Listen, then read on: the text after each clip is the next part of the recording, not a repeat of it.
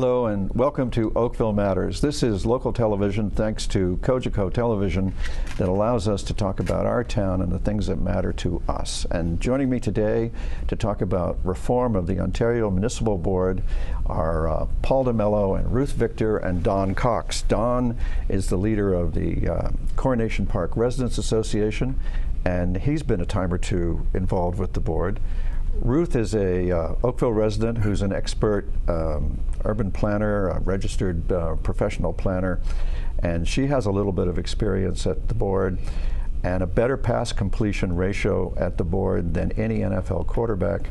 And Paul DeMelo is a partner in Kagan Shastry, and he has often done work for the town of Oakville, and so he too is somewhat familiar with the board.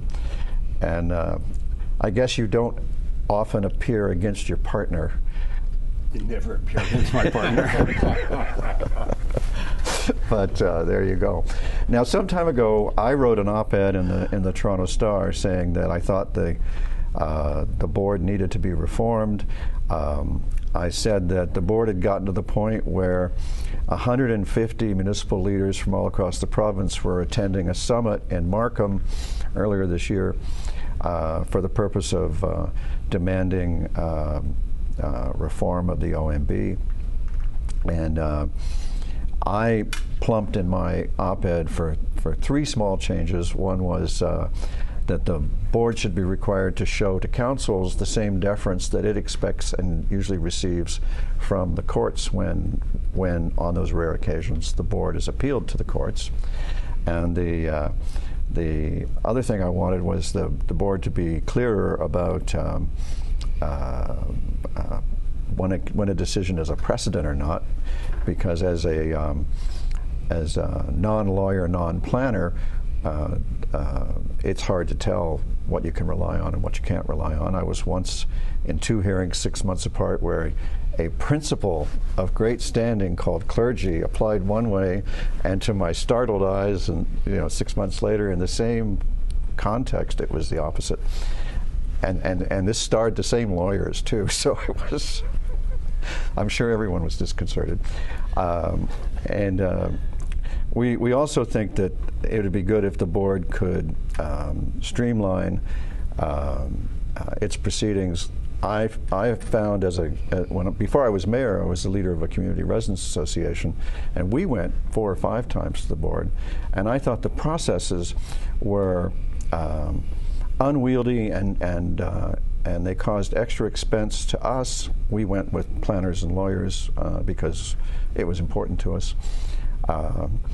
We know a lot of lawyers, and procedure in courts has as far as we could tell, become much more respectful of people's time.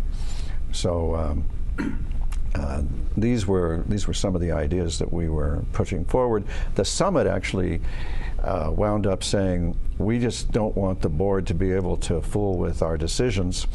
And it's a strange form. It's instead of abolishing the board, the summit seemed to say, just abolish what they can look at. And I'm exaggerating a little bit to try to make you grin. So I'm going to start with you, Paul, because you're the member of the bar, and we can look to you for a bit of a better table setting than I've just given. What's up? Why is the province doing this? From the legal profession's perspective, what do you think is going on? Well, from the legal profession's perspective, we've got a process and a procedure in this province where planning is basically top-down. The province sets out certain initiatives that the regional and then the local governments are supposed to follow through on their official plans. And the board has an important role in ensuring that that top-down process continues to be followed and that decisions follow along in that line. So I think much of the reform that the province is looking at is in terms of how making that more streamlined, how making that more efficient, how can the board deliver the service that it's supposed to be delivering to the municipalities and to the residents of the province of Ontario in a more efficient manner. And I know I've sat in on sessions as well and have discussions with board members and different panels where that's been the key, is how do we deliver the service more efficiently? Because one of the things you've mentioned, Mr. Mayor, is for community associations, sometimes getting involved in board proceedings is an unwielding task. It's very, very expensive. It's very time-consuming. And I have the fortune of representing municipalities, the private sector, residents groups, and one of the things I hear commonly amongst all of my clients is that the board process is either too long, too expensive, and there are too many steps that are often taken, especially once you get into some of the larger hearings. So I think the OMB reform is really geared at trying to ensure that that's going to be in a more efficient manner. In terms of some of the legislative reforms, there hasn't been much discussion in terms of what, if any, type of legislative reforms are intending to come down through the OMB reform discussion that's taking place. I know you've talked about certain things such as abolishing, but not necessarily abolishing the board, but abolishing or restricting certain appeal routes that I'm trying to make they have to the board. Bit of a little bit of a joke. Yeah, no, I appreciate that. There are people who would like to abolish the board. Instead of abolishing the board, the province has, in a couple of places, sort of abolished the right to take certain things to the board. Right. And there's talk, isn't there, Ruth, about trying to limit the number of things related to the growth plan? One of my colleague mayors, Mayor Burnett of Halton Hills, he's always upset with the idea that his town has to pay money to defend an official plan that's been approved by the province to implement its growth plan, and he feels like it's a waste of local taxpayer money to go defend the province's plan, and either the province should pay for it or they should just prevent appeals of the growth plan portions. What's your view on that? In terms of the growth plan and the appeals associated with it, one of the challenges when the growth plan, when it first came out, is the province did not also provide a protocol as to how the population employment numbers and some of the details were to be calculated. There was not a methodology provided as well. What the province is doing is providing that methodology at the same time saying that you can't appeal those numbers. So what they're trying to do is to scope out of the appeal process those things that are more of a given. If you follow the provincial directives, then therefore you should not be appealing the outcome of those provincial directives. As Mr. DeMelo mentioned, is that this is a top-down process, and so it's really about the efficiency at the OMB process. In part, is the province setting up a very effective planning regime at their end. And so what happens is that because the board and municipalities have an obligation to meet those plans, that it's much more efficient. The whole process is better if the province does a good job. There's no question there. So we can look forward to some efficiency someday? It's always a question in terms of any growth management exercise because there's such a variety of interests that come forward in terms of what can be achieved in terms of the landscape, because it is about choices. And the Ontario Municipal Board process ultimately is about the best planning evidence and making the decision based on the best planning evidence at that point in time in the hearing process. So that's what ultimately you want to have at the board. What is ideally the situation is if the matters that the board will be considering are scoped to those matters which is best for the board to be making decisions on. Sure. So Don, as a residents association leader, you've been near the rubber on the road on this a couple of times, where people are looking at, developers are looking at a given set of rules in the zoning and the official plan, and they want to change it to their advantage to increase their profit and their yield. And residents of Oakville all over town tend to take the view that yours do, which is, why can't you live within the given OP and the given official plan and the given zoning? So how does that, what Paul and Ruth have described, how does that look from your perspective? This is where I find the process a little frustrating. I've been involved in only 2 OMB sessions. They went on for several days each. They were quite lengthy. And as definitely a neophyte, non-planner, non-lawyer, private citizen who pays taxes, saying, how do we ensure we have a process here from my perspective that kind of works for everybody? I found it extremely surprising to sit there with the understanding that the town has an official plan that's been approved by the region and fits with the regional plan that also meets the provincial growth policies. To hear hours, if not days worth of discussion, I may be exaggerating on days, but certainly hours worth of discussion, starting with this application that we have right here, does it meet all the conditions of the provincial policies? Obviously yes, or it wouldn't be there. Then a lot of discussion about, does it meet the regional plan? Met all the regional plan issues. Does it meet everything in the official plan? Not quite in one case. The other case it did.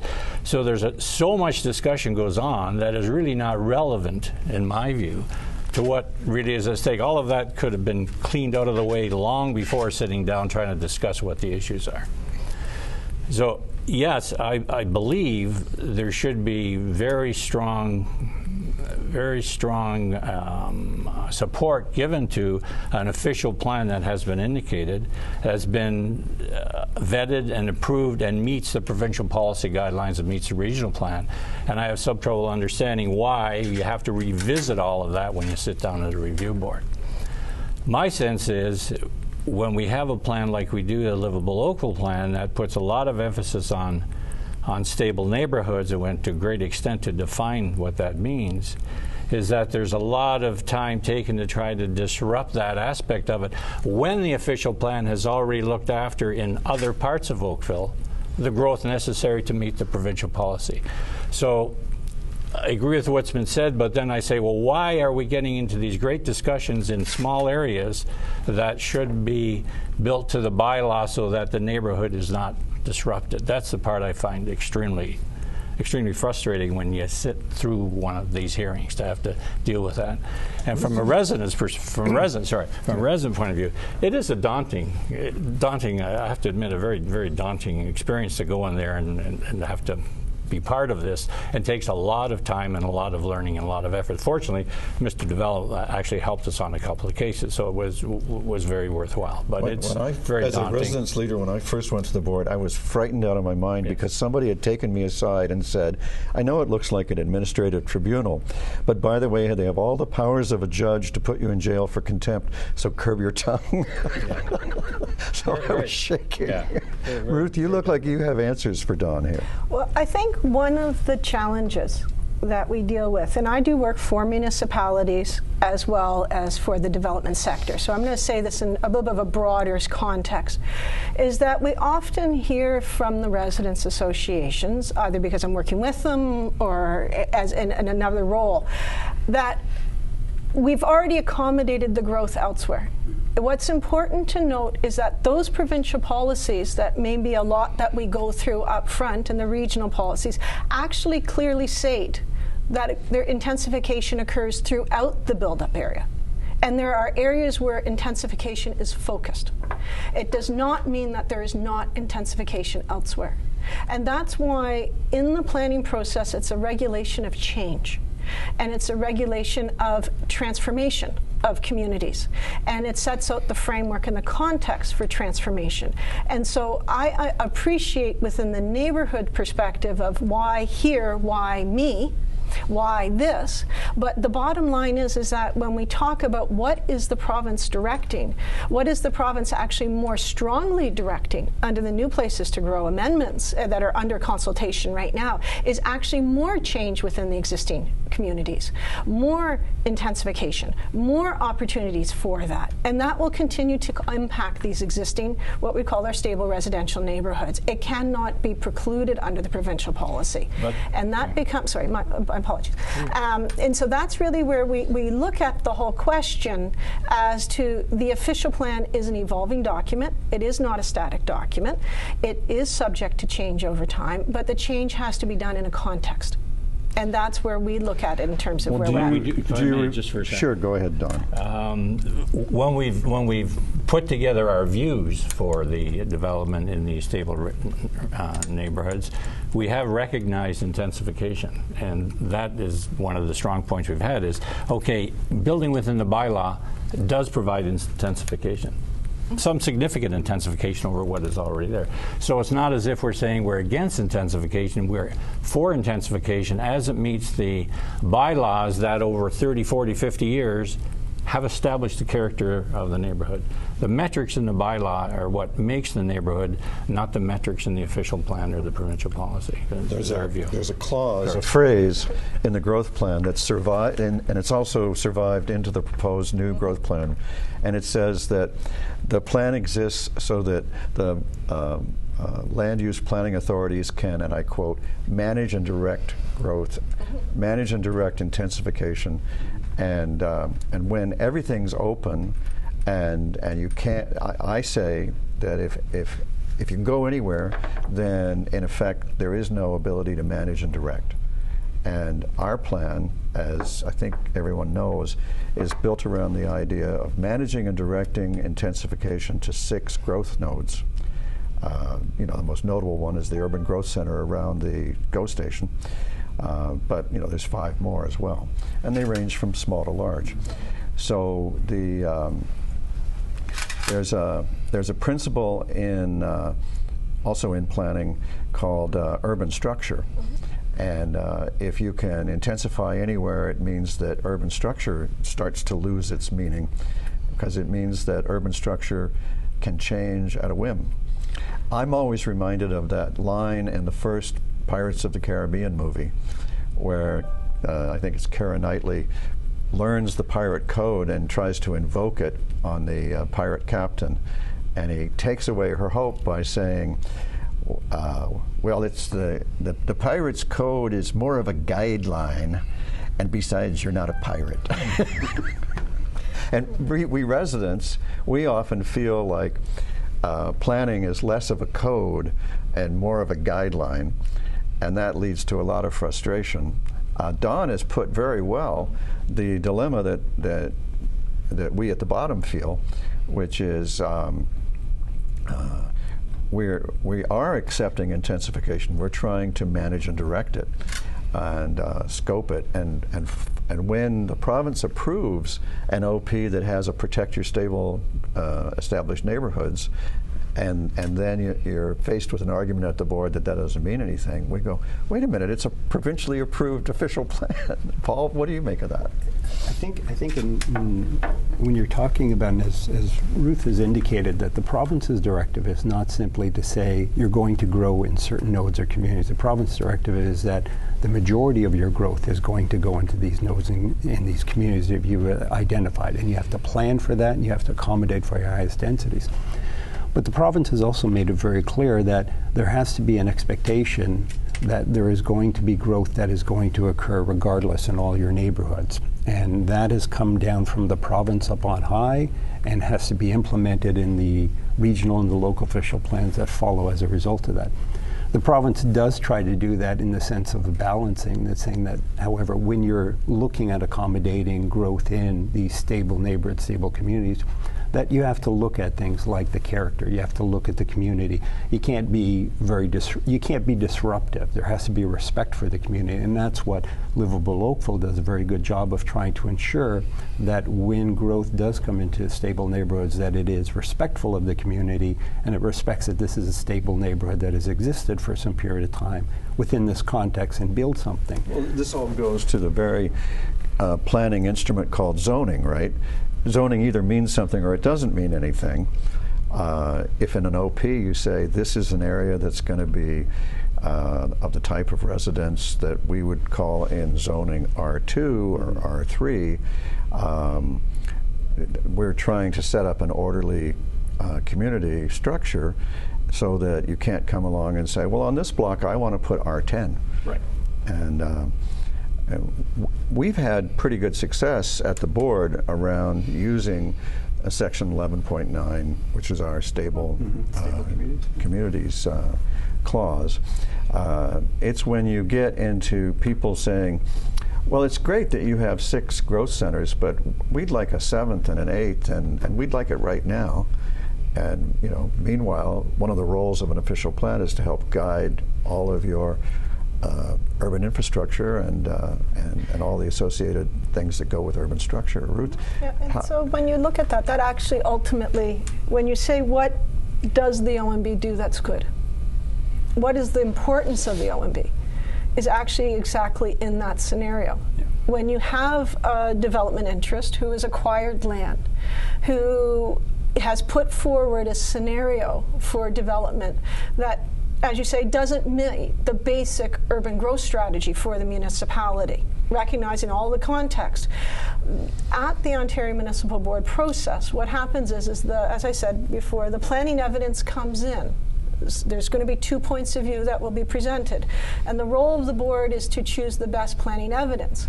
And if the municipal plan has been prepared in accordance with the growth plan and all the other various documents, and it is sound, then it will prevail. And that's really where the board comes in, is actually in some ways it provides an opportunity to continue the protection of the municipal policies and the municipal's vision as well, where when the decisions come forward that are in what we would call, or the residents' eyes, in the developer's favor, again, it's based on the best planning evidence that's been put towards the board. And because the board is only making the decision based on the evidence put in that hearing room. And that's what it's making the decision on. And so it ends up being that possibly at that point in time, and not reflective of this municipality when I make the comment, maybe the municipality did not put forward the best case. Maybe in that situation there were other considerations or mitigating circumstances. And there may be reasons why the board made a decision in that regard that may not represent what the municipal council's decision based on the planning information provided. Let's look straight into that, because you've reminded me of an amazing decision it's a 1965 decision, and I don't think it was called divisional court then, but anyway, a board decision was appealed to the courts, and the justices wrote, and it involved Oakville. It involved the Hopedale Mall. And so this is Stone Age. This is way back. I think I was in high school.